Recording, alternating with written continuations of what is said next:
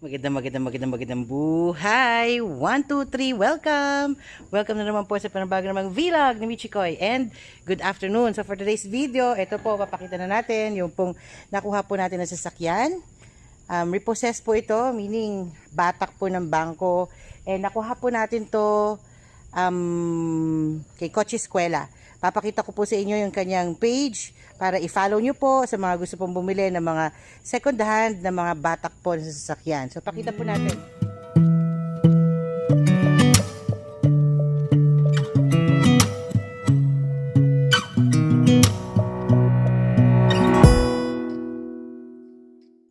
So, ito po siya. Isuzu Crosswind. Yan siya.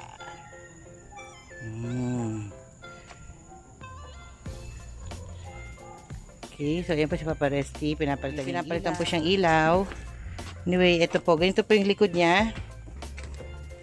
Hindi pa po namin nalilinisan. Actually, ang linis po nito na nakuha namin. Kaya lang lagi po kami na biyahe.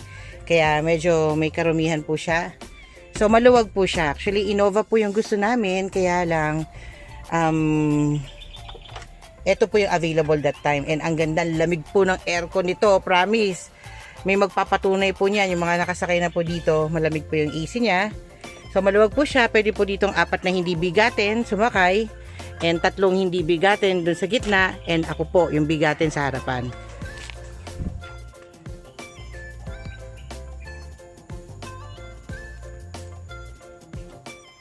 Okay, so ayan po si Naomi. Binubuksan na po niya yung sasakyan.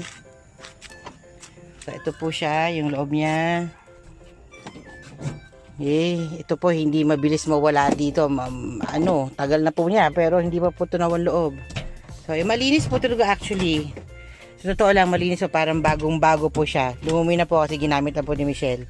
Kasi natapon ko po yung tubig na baon namin dito. So, ayan. Manual po siya. Okay, and ito. Actually, sabi ko siya malinis eh. Ako po nakadumi po dito. Natapunan na naman po yan. So, ito po yung gitna niya. Kasya po dito yung 3 bigatin. Tapos, yan. So, ayun. Ganyan po siya. Ito po yung siya. May AC rin po dito. Crosswind po ito. Yan. And promise, ang lamig po ng AC nito.